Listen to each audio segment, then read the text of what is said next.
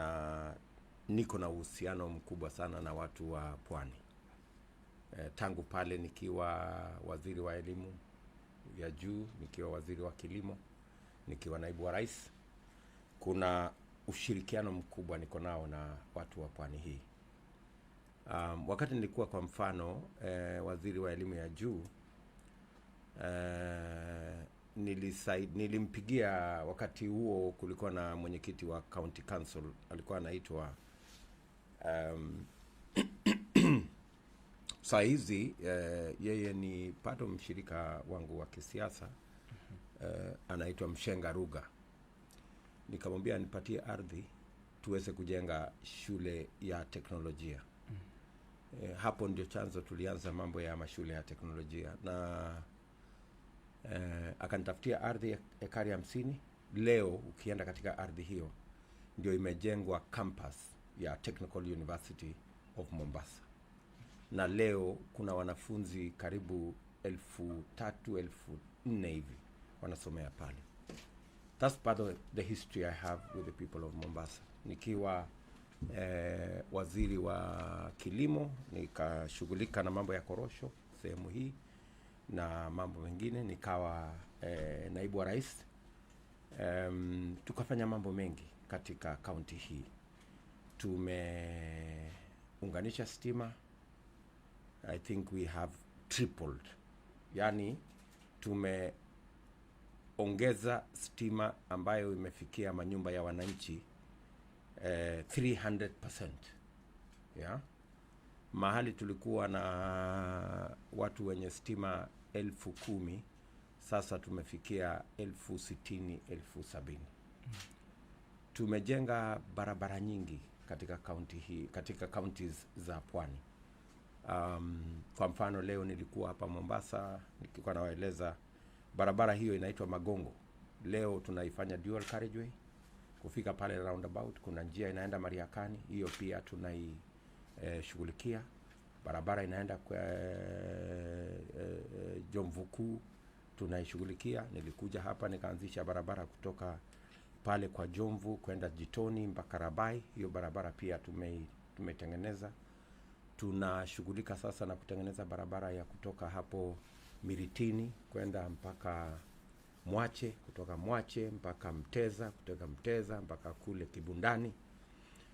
Barabara iliyokuwa kizungumkuti kubwa sana kule Kilifi, watu walikuwa wameata tunga wimbo, safari ya bamba ni Majero, leo ni Lero. Tumejenga kilomita 50 ya hiyo barabara na barabara zingine nyingi. Nafikiri kwa ujumla barabara tulizotengeneza katika pwani kufikia sasa ni karibu kilomita 1,500 mpya. Kwa hivyo niko na historia na pwani. Na tukienda mbele, Sara ameniuliza sasa ni yapi tunayoyapanga tukienda mbele. Nimeketi chini tayari na viongozi wa pwani. Tumefanya mkutano wa kwanza na viongozi wa pwani wa kisiasa na professionals wa uchumi katika pwani hii.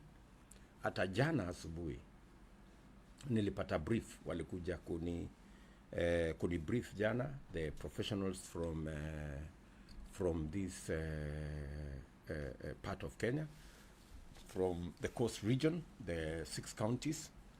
So nimeketi chini na wao kwa sababu kuna mambo tunakubaliana, na mimi niko tayari kama mgombea wa kiti cha urais kuandika mkataba, ile inaitwa charter ya uchumi kati ya administration ambayo tunaenda kutengeneza mwaka ujao kwa mapenzi ya Mungu inshallah, na watu wa pwani, ili tuweze kukubaliana ni yapi priorities. Kwa sababu tatizo tulio nayo katika Kenya ni kwamba wakati mwingi tunapata priorities ambazo sizizo, wrong priorities, ambazo haziwezi kusaidia mwananchi wa kawaida. Ndio nimeketi chini na wao, we had the first meeting. Sasa kutokana na hiyo mkutano tumefanya mkutano mwingine jana tumekubaliana kesho asubuhi tutakuwa na mjadala kidogo na wale candidates wa UDA ambao tutakutana na wao kesho asubuhi. Tukikutana na wao pia tutawaeleza mpango wetu wa kiuchumi wa pwani hii. Na tunatarajia ya kwamba wale wote watakao kombea viti kupitia tikiti ya UDA hapa pwani, kuanzia MCA all the way wabunge, governor, senator, women rep, watapata kuhamazishwa waelewe ni lipi UDA itafanya, na tungependa pia their input waweze pia kuchangia hiyo economic blueprint ambayo tunatengeneza, ili wakati watachaguliwa kama candidates, mimi niko tayari kuweka mkataba kati ya wakilishi wa watu wa pwani na wapwani wenyewe na serikali tunayounda mwaka ujao, ili tusikosee na ili tusipindue yale priorities wananchi wa pwani hapa wanataka yawe katika ruasa yetu. Hiyo mjadala inaendelea. Of course blue economy itakuwa jambo kubwa sana. Mambo ya port itakuwa maneno mazito sana. Ajira kwa vijana ambayo ni donda sugu katika taifa letu la Kenya, unemployment, mambo ya biashara. Watu wengi wanaofanya biashara wanafanya biashara yao katika hali ambayo sio nzuri. Sheria inapaswa itungwe ndio iweze kusimamia na kulinda haki ya kila mfanya biashara, na vile vile to reorganize our financial system ndio tuondoe predatory lenders. Kwa sasa hivi wafanya biashara wengi wanaumia. Nikiongea na nyinyi katika studio hii, Wakenya milioni 14 wamewekwa katika CRB. Kwa sababu ya predatory lenders. Watu wanao kopesha pesa wanalipisha riba 6% per day, 10% per day. Hakuna biashara mtu anaweza kufanya akalipa riba ya 6 or 10% per day. So hawa predatory lenders lazima tupange ili financial system iweze kuwapa nafasi wafanya biashara wote, wakubwa, wadogo, mama mboga, mtu wa bodaboda, mtu wa kinyosi, mtu wa kiosk, hawa wote pia ni wafanya biashara. Unajua muda mrefu kumekuwa na madharau kwamba kuna biashara alafu kuna biashara. Biashara ni biashara. Ndio tunasema kazi ni kazi.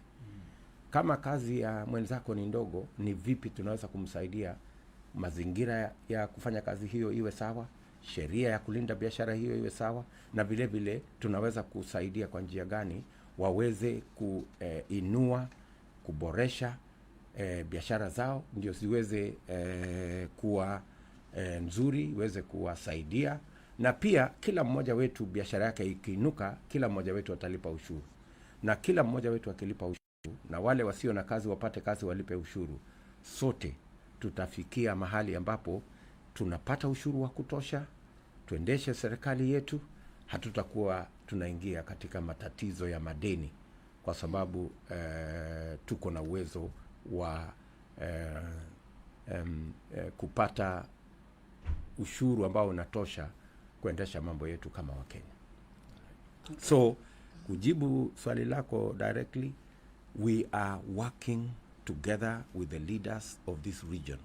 We are working together with the people of this region so that we can put together a package that will be the charter that is going to be signed between me and the people of this region.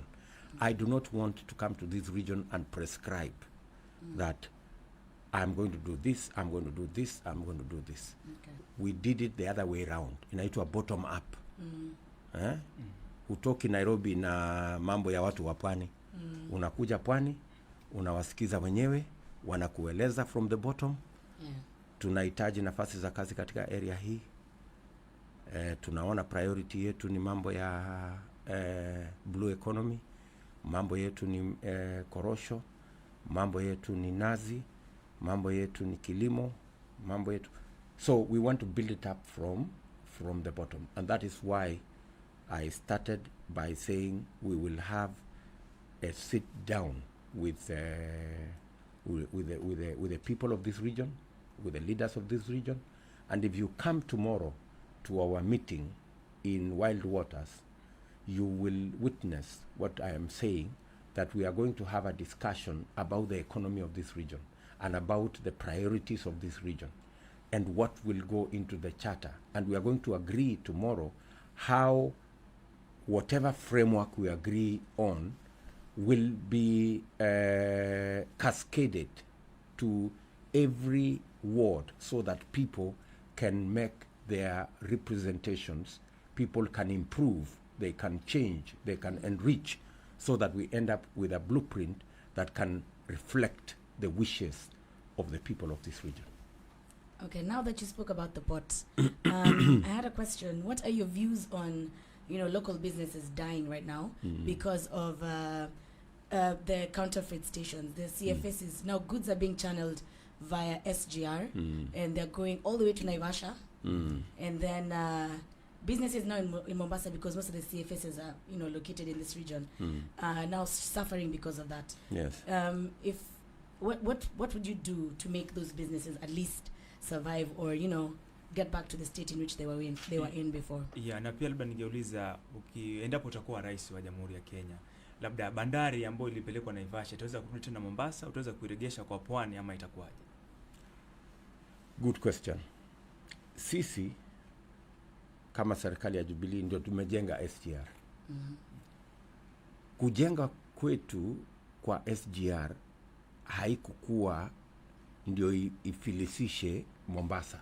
That was never the intention. It was never the intention that SGR would bring down the economy of Mombasa. In fact, SGR was supposed to double the economy of Mombasa.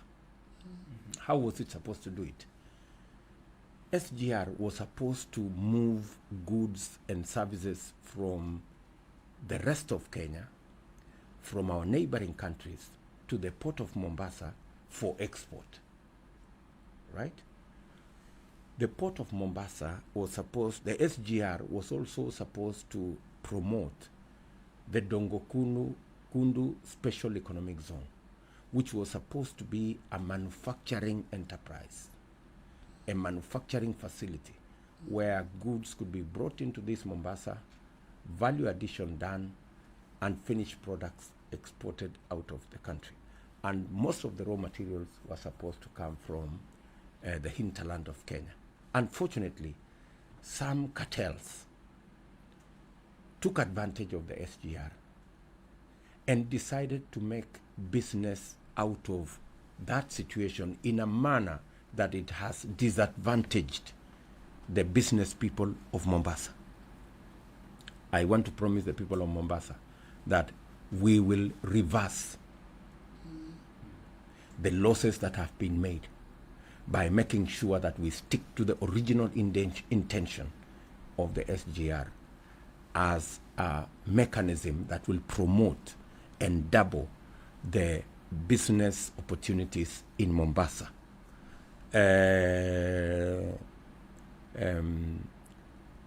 Much as most of the items at the moment, most of the goods at the moment are going through the SGR.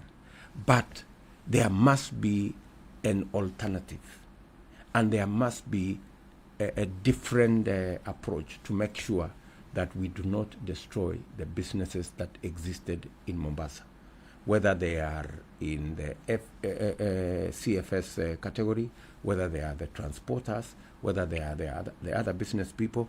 It is a matter that we must address as government, because the original intention of this port, of the expansion of the port, the original intention of the SGR was to improve the efficiency of the port of Mombasa. And by improving efficiency at the port of Mombasa, we expected that it would double or triple the business in the port and create more opportunities for people to work. It was never the intention to cripple the economy of Mombasa. All right. Okay. Now, speaking of SGR, there has been one businessman who is also vying for the presidency in 2022 said that apparently the cost of SGR was exaggerated by a lot, because he said apparently it was supposed to cost about 50 billion, and the cost that was given was way higher than that. What do you say about those accusations? Well, I think that is just small politics. Okay. The argument as to the cost of SGR was made before the SGR was constructed, and it was made and settled. In fact, we send experts to go and compare the costs of our SGR, the SGR in Ethiopia, the SGR in India, and everywhere else. And we satisfied ourselves as a government that the cost of the SGR that was that informed the construction was actually a competitive cost. There is a lot of story around the SGR, which many people try to peddle around. But let me say this for the record, as Deputy President. And I was there from the beginning until the SGR was constructed. And I was very passionate about the construction of the SGR because we were 30 years behind schedule. Many other countries already were ahead of us, in making sure that there is a much more efficient way of moving cargo around the country. If you look at today, we are doing between 8 and 9 trains a day. By next year, we should be able to do up to 12 trains a day. When we do 12 trains a day, we will collect enough money to be able to pay for the SGR without going back to the exchequer. So it is a piece of infrastructure that can pay for itself, meaning it was competitively sourced, and meaning that it justifies the investment that we have put in the SGR. The people who I know who you are talking about, that said that it was exaggerated. Yeah. And I know the reason why he is saying it was exaggerated, because he had designs around it, but we refused to participate in those designs because we wanted the SGR to be constructed for the reason of improving efficiency of moving goods and services around Kenya, and also for making sure that we save on the road that the tarmac roads that were getting worn out over time. So it's a balance that we have to do between what you carry on the road and what you carry on SGR, and how you balance the business interests so that we do not crush people's businesses the way Mombasa has been crushed. Okay. Msikilizaji, kumbuka tuko na naibu wa rais hapa ndani ya studio. Kama kuna swali lako unaweza kulituma kupitia nambari yetu ujumbe mfupi ambao ni 23440, itakuwa inapendeza zaidi pale. Na mimi mheshimiwa, ningependa kuuliza kuhusiana na swala la dawa za kulevya.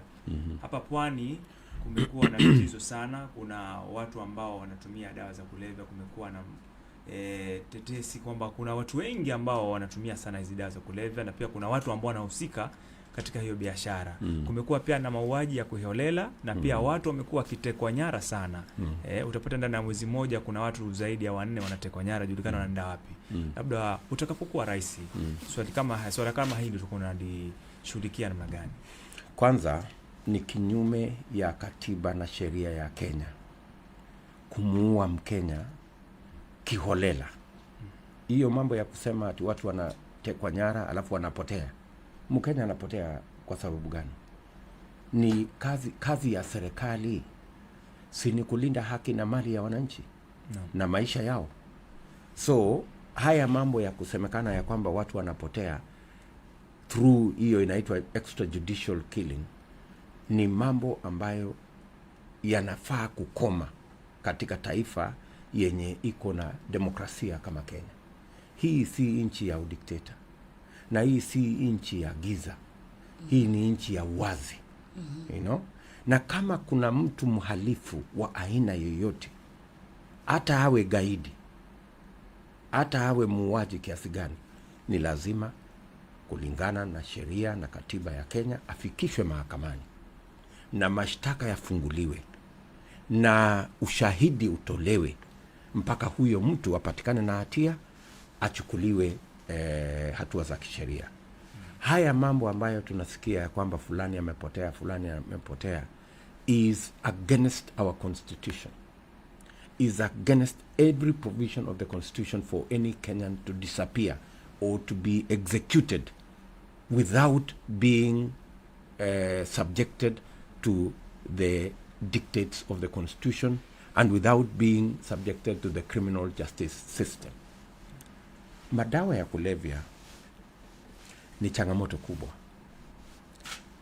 Siamini ni Mombasa peke yake, ni Kenya mzima. Kwa mfano, mwaka huu nilikuwa na mkutano na mashirika ambayo yanahusika na kuwasaidia watu katika rehabilitation. Nilikuwa na mkutano mkubwa sana, walinitembelea kule Karen. Na ikawa ni kwamba watu ambao wako katika hali hiyo ni watu wengi. Ya? Na ndio nilikuwa nasema hata leo hapa Mombasa, vijana wetu wengi wanaingia katika uhalifu, wanaingia katika madawa ya kulevya, kwa sababu tuko na watoto vijana wengi wamemaliza shule, wako na certificate, wako na madiploma, wako na madegree, lakini hawana ajira. Katika ile kuangaika na kukosa namna, wanapatikana wameingia katika madawa, wengi wao wameingia katika uhalifu. Na ndio nimesema kama sehemu moja ya bottom up, hiyo nimesema ni kwamba lazima tuishughulikie mambo ya ukosefu wa ajira katika Kenya as a matter of priority. Right? As a matter of priority. Na ni vizuri wa Kenya wajue, kwa sababu pengine wengine wanaanza kuniuliza, wewe bwana Deputy President, si mungekuwa mmepanga hii mambo hapo mbeleni? Wacha niwaeleze wa Kenya. Wakati tumechukua usukani 2013, tulikubaliana na rafiki yangu rais, tukasema let us build a foundation. Tukajenga foundation, tukajenga mabarabara hizi, tukaweka reli, tukajenga TTI, tukaweka stima. Tukasema awamu yetu ya pili ni awamu ya kupanua nafasi za kazi, to make sure that we deliberately create jobs, because joblessness in Kenya is a crisis. It is not even a problem. It is a serious crisis. So, and that is why we had the big four. Through housing, create jobs. Through manufacturing, create jobs. Through investments in agriculture, food security, not only create opportunity to lower the cost of living, but to also create jobs using value addition agro-processing of those products that we produce in our farms, and then universal health coverage.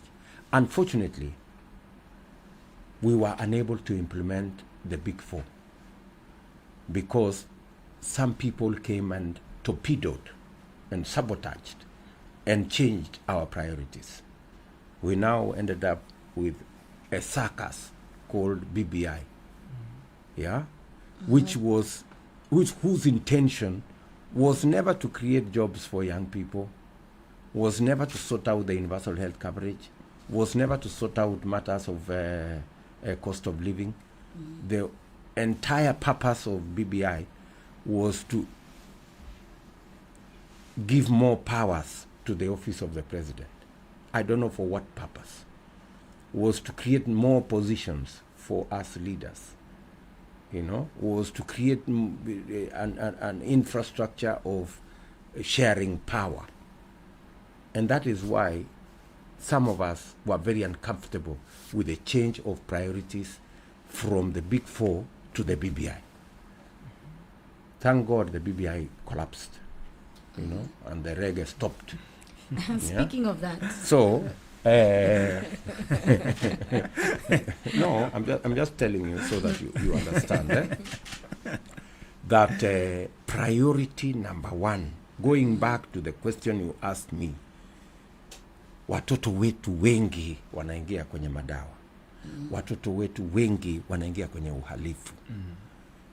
Inachangiwa sehemu kubwa na ukosefu wa ajira, na ni lazima tuweke mikakati na mipango vile tulikuwa tumefanya ndani ya Big Four, kuhakikisha ya kwamba kuna mipango ya serikali makusudi, deliberate, to create opportunities for the millions of young people to have a job. Unajua Kenya imekosekana kazi until it looks normal for young people to complete school and then they have nowhere to go.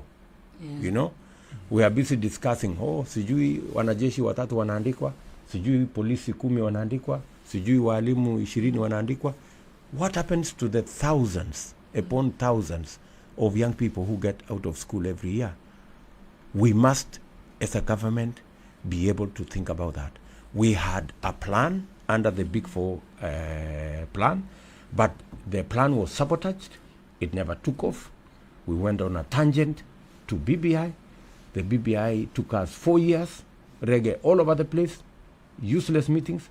We ended up at a place called null and void. Umesikia hapo mahali tuliishia? Hiyo BBI reggae yote iliishia mahali naitwa null and void. Sasa tukaenda zero. So I want to say, on the matter you have raised of drugs in Kenya, drug addiction, on the matter of crime, whether it is terrorism or whatever form of crime, we have a duty as a nation to engage our young people. We have a duty as a nation to provide opportunity for our young people to dispense their energy, their talent, and their knowledge doing the right things. And we have a duty of ensuring that those who do not have jobs have a business. And we need to create the environment for young people to engage in business. Whether we are making sure that there are institutional infrastructure, a place where you can do business. Make sure that there is a legal regime that protects everybody's business, and also ensure that young people have access to credit for them to carry out their businesses. Young people today cannot do business because they do not have a title deed, they do not have a logbook, they have no track record to go to the bank and ask for money. Many startups cannot access credit, so they end up accessing credit from Shylocks, who charge them 10% per day, or from Fuliza, who charge them 6% per day. Many of these entities are predatory lenders. These are lenders that are predators. So what happens is that most of the enterprises run by young people, they end up collapsing because it is not sustainable. The kind of credit they get, the kind of interest they pay cannot sustain any business. So many businesses end up collapsing. Many young people today are on CRB. You will be surprised, Yuge, to know that about 14 million Kenyans, 80% of them, young people, are on CRB because they try to do a business. They borrowed money from a predatory lender. The predatory lender charged so much interest. The business collapsed because they could not service the interest, and the whole thing came down, and the young person ended up in CRB, and they have no chance of getting out. That's why I am saying we must sort out the whole micro, small, medium enterprise system. Provide an institutional framework, where they can do business, provide a legal regime that can protect their business, and provide a financial ecosystem that will support lending and borrowing at sustainable rates, so that we can keep all these enterprises working and not collapsing because of predatory lenders. All right. So if you get the presidency, come 2022, what are you going to do differently in addressing the bloating public debt in the country, which has grown from 1.8 trillion in 2013 to 7.2 trillion in 2021? Yeah, that's a major issue, and it's good you've asked that question. The most important thing for all of us to know is that government does not manufacture money. You know, we all collect, the money we use is the taxes we all pay. Yeah, and you can only spend either what you have collected or what you have borrowed. The challenge we have in Kenya today, Sarah, the challenge we have in Kenya today is that we have too few people who have the capacity to pay tax. Okay. Yeah, we have a whole 4 million young people who today would be taxpayers if they had a job. But today, they cannot pay a single cent because they have no jobs. It's not their fault. It's not because they don't want to pay tax. It's because they simply don't have any income. It is our duty, and that is why I am saying again, priority number one is to get young people working. It is good for them. It will remove them from the influence of getting into drugs or crime. They will use their energy positively. They will pay tax. Every responsible, patriotic citizen is proud to pay tax because you want to take charge of your nation and your destiny. Point number two is that almost 80% of all our businesses are in the, and even job creation are in the area of micro, small and medium enterprises. Unless you support that sector, you cannot grow your taxes. So that's why we are saying, again, let us provide a financial infrastructure that will promote 80% of our enterprises that are in the corner of the mama mbogas and all the people around micro and small and medium enterprises. That way, again, you will grow your tax base. If somebody was paying 5,000 or 3,000 a year because their turnover was 100,000, if you move it, their turnover to 300,000, they will pay 3 times the tax. So how do we deal with debt? There is only one way of dealing with debt. The way to deal with the debt is through bottom-up. The bottom-up economy will support, the bottom-up economic plan will support creation of jobs for young people. When you create jobs, you create more taxpayers. The bottom-up economy will support medium, micro, small enterprises. If you support that sector, if you invest in that sector, you will grow those enterprises, you will grow your tax base. The medium and small, the bottom-up economy will also support farmers, increase their productivity, increase their produce, remove cartels, remove brokers. That way, you get more. You get more productivity from the farmers. You increase their earnings. They pay more tax. With increased productivity, you lower the cost of food. Many more people can buy food at lower prices. which means they can save some money, they can spend in other areas, and when they spend in other areas, we get more tax. There is only one solution to the debt problem in Kenya. One solution.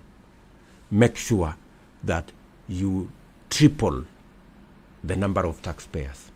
And there is only one way of tripling the number of taxpayers: growing everybody from the bottom. The answer to our tax burden is at the bottom. At the bottom, you can create more taxpayers by giving people jobs. At the bottom, you can create more taxpayers, you can create more and additional tax by supporting enterprises that would otherwise be dying. And at the bottom, when you support small farmers, you will be able to reduce the cost of living and put more money in people's pockets. Today, you may want to know that on average, the last report that was done by the Kenya Bureau of Statistics, 52% on average of every Kenyan spends, every Kenyan spends on average 52% of their earnings on buying just food, right? So if you reduce the cost of food by supporting the farmers to increase their productivity, you will lower the cost of food. You will put, instead of spending 52% of your earnings, possibly you can spend 30 or 35. You will have more money in your hands. You can go and buy things in the market. We will collect more tax. And the only solution is that when we collect more tax, we can fund our government. They don't have to go and borrow. And we will have extra money to retire our debt. That is the plan on how to bring down debt and to exit eventually from debt that is almost bankrupting our country. Okay. Remember, you're listening to More Radio 8.2 FM. We are in charge of your airwaves. We have the Deputy President with us in studio this evening, and we are asking him all the questions that you have been asking. I want us to sample some questions from some of the messages that we are receiving here. Okay. And I'm seeing there's somebody who's asking, by the way, Mashujadi is coming up, and he says he's asking if you're going to celebrate with them in Kirinyaga. It's called Dennis from Likoni. Other people are just saying they support you, they hear you. And now we're going to dive into another question before we wrap up, because I'm seeing time is not on our side. I wanted us to talk matters on health. We all know that COVID has been very heavy on us. Correct. From 2020, 2021, we're still experiencing the repercussions of, what happened in the health sector. Now, a lot of health workers were not in a position to help people during the time of COVID, because most of them said we don't have the facilities, Correct. we don't have enough personnel. They were not vaccinated also. And vaccination and personnel as well. We had to even import Cuban doctors and all the above. Now, if you get into government come 2022, what is your plan on health in Kenya? Yeah, ikizingatiwa pia kumekuwa na masuala ya COVID billionaires na masuala kama hayo. Let me answer it in this manner. Number one, I will be in Kirinyaga, of course, on Wednesday, because it's a national event. I am the Deputy President of Kenya. Okay. And I will be there to celebrate with the people of Kirinyaga. All right. On the matter of COVID, of course, it's a tragedy that befell the whole world and has brought down a lot of businesses. Today, for example, I was in Jomvu, and you can see the ravage of COVID. I also came to Changamwe, and I met a lot of business people, mostly women, who were telling me that they have almost lost all their earnings, and we had even to provide a mechanism to support them, just to be able to buy some stock, and continue their businesses. I was also in Likoni, just this evening, and it's the same story, that you have a lot of people whose businesses have gone down because of COVID. They need a little support just to make sure that they can keep their stocks afloat. and be able to make ends meet. And I think the way to the future is to make sure that we carry out an aggressive campaign on vaccination so that we can open up the country. It cannot continue to be closed because people need to get out, people need to do business, people need to move things around, people need to do work, because that's the only way people can have money in their pockets. Keeping people at home, keeping people away from work, closing down the country cannot be the solution. The people at the Ministry of Health must provide to us a timetable of when we are going to have every Kenyan, or the majority at the very least, vaccinated.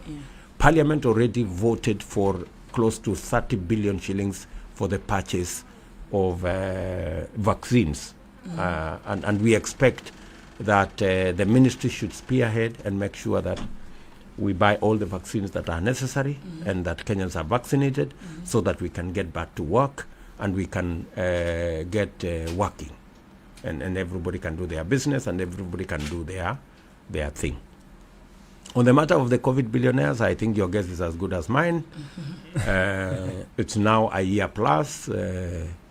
I guess the investigations are still going on, and hopefully we will be able to put behind bars the characters who stole from sick people. Yeah. Na mheshimiwa, hapa Pwani kumekuwa pia na tatizo sana la baa la njaa. Watu wamekuwa kosa chakula, takriban watu 400,000 wanaumia na baa la njaa. Labda utakapokuwa rais mheshimiwa, suluhisho lako lile la kudumu kabisa kwa kwamba tunapigana hivi vita vya baa la njaa, mifugo wanakufa, watu wanaumia na njaa, ukienda Bamba kule watu hawana maji hata sasa. Labda ukiwa rais utasaidia haji kwamba kutakuwa na permanent solution na kwamba watu watakuwa haumii. Nakubaliana na wewe Yuge. Jana Juzi nilikuwa Ganze na yale niliyaona pale sio mazuri. It's really unfortunate that at this day and age in Kenya tuko na matatizo ya chakula kiasi ile niliona pale Ganze. Nilikuwa nimetembea kule kwa shughuli ya wananchi. Na nikasema wacha tuko na mpango wa serikali wa kutoa chakula, tuko na mpango wa serikali ya county ya kutoa chakula. Lakini pia nikasema ninaenda kule na sitatembea mguu tupu ama mkono tupu. Nikaenda pale nikabeba chakula, nilinunua kama ya shilingi 1.5 Kufika pale yale niliyaona bana sio mazuri. Ikanibidi ni double ile chakula hapo kwa sababu niliona pale kwanza kuna mtu mmoja alizimia katika hiyo mkutano kwa sababu ya njaa. Na hapo ndipo tulikuwa tunasukuma kusema ya kwamba lazima tujenge mabwawa ya maji. Ukisoma manifesto ya Jubilee tulikuwa tumeweka bwawa 57 makubwa ya kutega maji ili tuweze kuyatumia maji yale katika mambo ya kilimo na mambo na maji ya watu wananchi kunywa. Unfortunately, mpango huo wetu wa mabwawa katika taifa letu la Kenya ilipata matatizo ya siasa mbovu. Hiyo mpango yote imekwama. Ndio sababu hiyo Mwache kwa mfano ambayo ingekuwa imeanza miaka 4 iliyopita itaanza mwezi ujao. Yeah? Mzima ambayo ingeanza miaka 4 iliyopita haijaanza. Na miradi mingine mingi Kenya mzima ambayo tulikuwa tumepangia.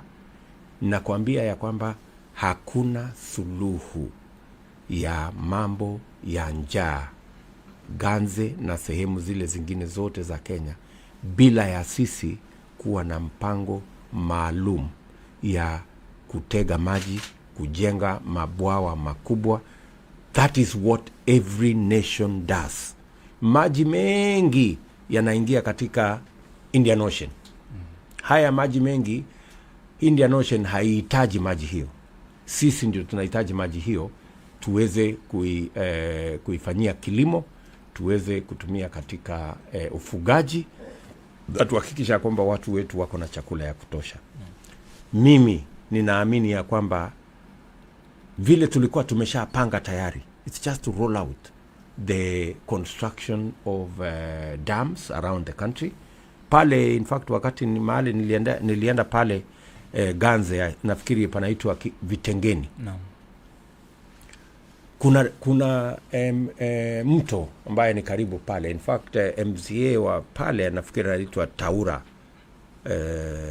nilimkuta pale. Alinieleza ya kwamba kuna mto karibu, kuna bwawa imeshapimwa lakini haijajengwa. Na hiyo bwawa ikijengwa itatega maji, watu wa pale hawatakuwa wanazimia. Vile niliona jamaa moja akizimia katika mkutano, wangekuwa wanapata maji ya kulisha mifugo yao, ya kutengeneza kilimo yao, waweze kuwa na chakula ya kutosha na waweze kuendesha maisha yao. There is no other solution in my mind but to provide the water infrastructure that will provide for water for irrigation, water for livestock, na sehemu hiyo yote inaweza kuweka feedlots tukiwa na maji, na tunaweza kuzuia ng'ombe, mbuzi, mifugo kufa, na pia wananchi kuingia kwenye matatizo ya kukosa chakula. All right. Remember, guys, you're listening to Morido 88.2 FM, and go on to our social media pages at Morido KE and follow. We are live on all social media pages. Now, on a lighter note, as you wind up, on a lighter note, you've had a very long journey in politics and in governance of this country. If you were asked one important value or lesson that you'd want your kids to pick from your whole journey in politics and in governance, what would that lesson be? If you are a leader, you must love people. Yeah? Okay. There are very many leaders who I have seen, and in fact I try to mentor many leaders, and I tell many of the leaders that I mentor to appreciate people, to love people, to like being with people. Many people hate the public. Many leaders, they somebody asks to be a leader and then they are unavailable. Yeah. They are unavailable to the public. When you hear that William Ruto is Tanga, for example, it is because I like to engage with people. I go everywhere. I go to many corners of Kenya. I am the most traveled leader in Kenya. I have been to more villages than any leader in Kenya. Because if you are passionate about leadership, you must be passionate about people. You must learn their issues. You must get out of your comfort zone. It is not that I don't have a good house, or I don't have a good bed. I have a good house, but you see, I have a job. That's why I come to Mombasa, spend 4 or 5 days in Mombasa, because I am passionate about people. That's why I go to Vitengeni. That's why I was in Gongoni. That's why I was in Ikunda. That's why I was in Kombani. That's why today I was all over the place. That's why tomorrow I'll be in Rabai, and I will be in Kaloleni, and I will be in Malindi, and I will go to Mpeketoni, and I will go to Gizingitini, because you have to do, if you've decided to do something, for heaven's sake, do it, or get the hell out of the place and go and do something else. Right? So I'm just saying that the one thing I will advise my children, or indeed any of the people associated with me as I mentor leaders is, if you decide to do something, do it, and do it well, and do it with passion, and do it with commitment. Or otherwise, forget about it and go and do something else. Don't cause a jam in a place. You pretend you are doing something and you have no passion for it, and you have no heart for it, and you don't even love it. So that would be the one thing I would even tell you, Sarah, that if as a presenter here, do it well. You know, do it with passion, do it with your heart. Usikuje hapa, you don't know whether you want to do it or you don't want to do it. Yeah. You do it halfway, unafanya tu ni kama unasukumwa, you know, you get.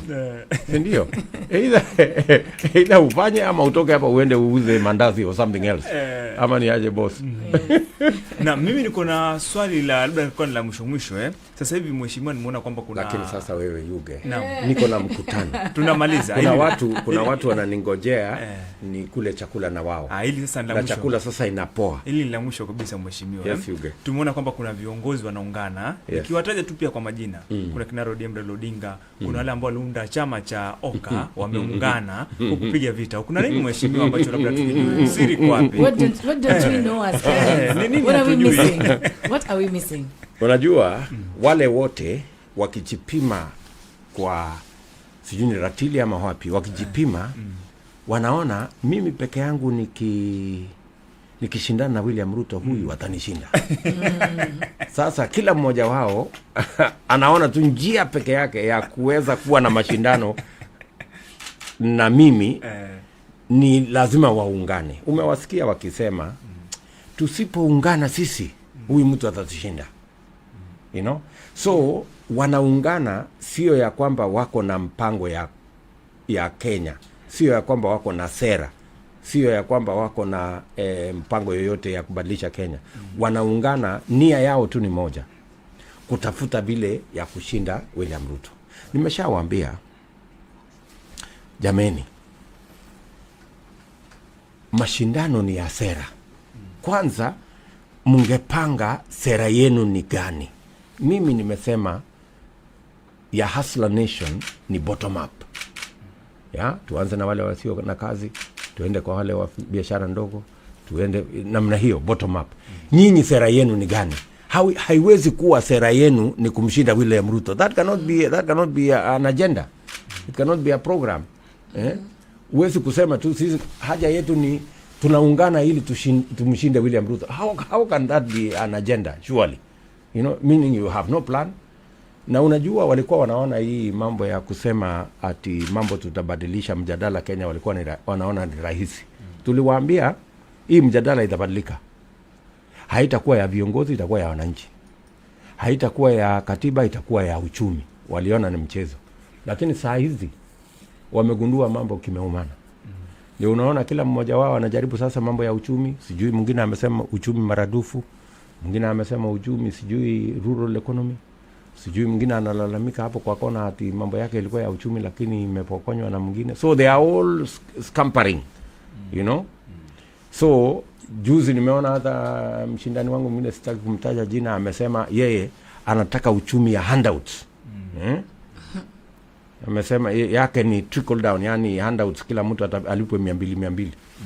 Sasa si sawa, mimi nimesema hakuna shida. Bora tunaongea mambo ya wananchi, hawa mahasla ni sawa. Na bora tunaongea mambo ya uchumi, pia hiyo ni sawa. Lakini Wakenya sasa watajiamulia ni kazi wanataka ama ni handout. Ni biashara wanataka wafanye ama ni handout. Wakenya wenyewe watajiamulia. Sawa Yuge?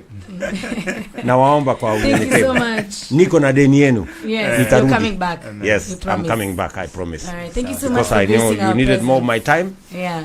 Again, let me take this opportunity to say thank you very much for giving me an opportunity to speak to your listeners. I know we would have wanted us to talk more, but I have told you I have a slightly tight program. I apologize, but I will come back, Yuge. All right. And I will come back, Sarah. Okay. Otherwise, I wish you guys well. Right. Endeleeni kusukuma kurudumu na hapa. Mimi nitasukuma na kule. Asante. Right. Thank you so much. Thank you so much.